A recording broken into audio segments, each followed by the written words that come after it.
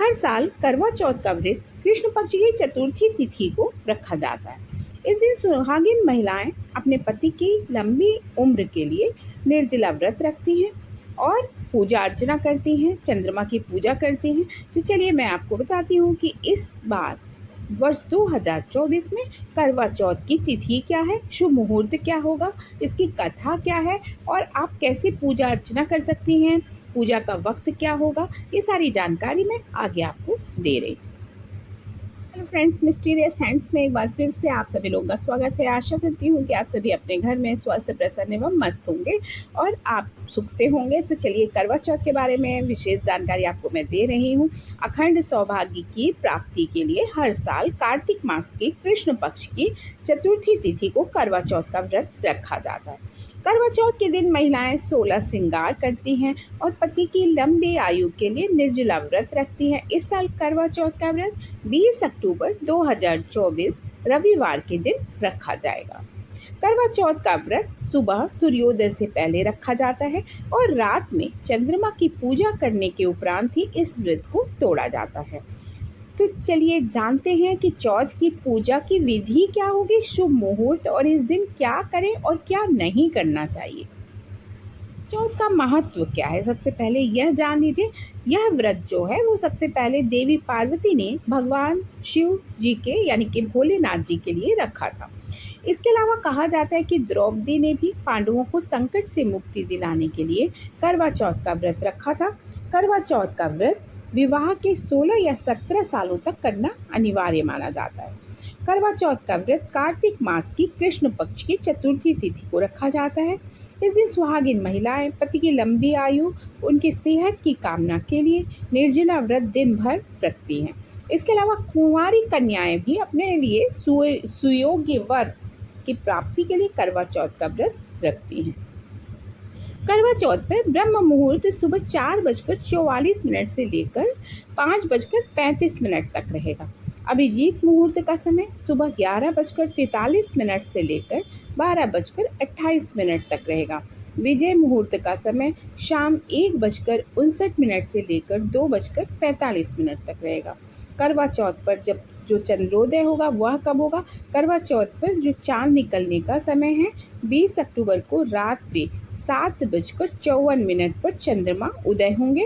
हालांकि देश के अलग अलग राज्यों और शहरों में चंद्रमा दिखने का समय इससे थोड़ा अलग हो सकता है, लेकिन अपने शहर के हिसाब से चांद निकलने का सही समय एक बार जरूर आपको देख लेना चाहिए। चौथ की पूजा कैसे करें और उसके लिए सामग्री क्या क्या ज़रूरी होगी?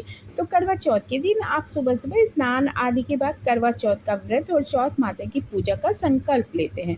फिर अखंड सौभाग्य के लिए निर्जला व्रत रखा जाता है। पूजा के लिए 16 श्रृंगार महिलाएं करती हैं। फिर पूजा के मुहूर्त में चौथ माता या माँ गौरी और गणेश जी की विधि विधान पूर्वक पूजा अर्चना की जाती है। पूजा के समय उनको गंगा जल, नैवेद्य, धूप, दीप, अक्षत, रोली, फूल, पंचामृत इत्यादि अर्पित किया जाता है। दोनों को श्रद्धापूर्वक फल और हलवा पूरी का भोग महिलाएं लगाती हैं। इसके बाद चंद्रमा के उदय होने पर उन्हें अर्घ्य दे करके अपने व्रत का समापन करती हैं। इस दौरान पति के हाथों से महिलाएं जल भी ग्रहण करती हैं और व्रत का पारण करती हैं। चौथ के व्रत की जो कथा होती है उसके अनुसार चौथ की कथा की अलग ही मान्यता है।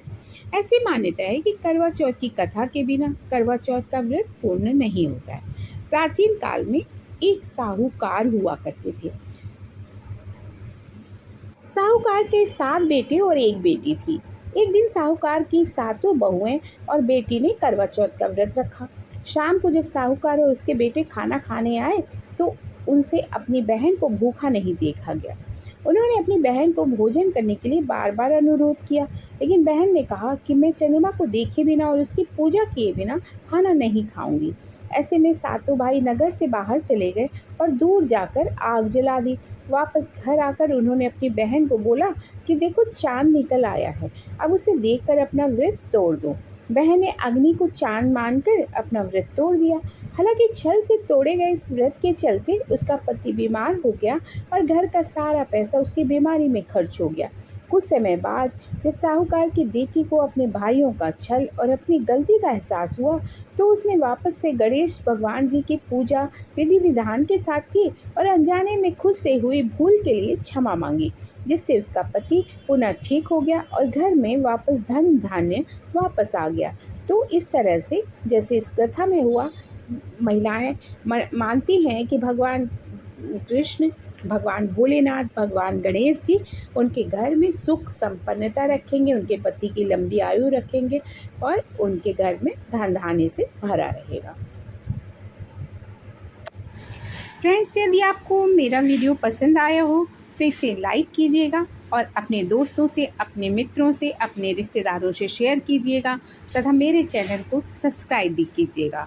अगले वीडियो में आपसे फिर मुलाकात होगी, तब तक के लिए नमस्कार।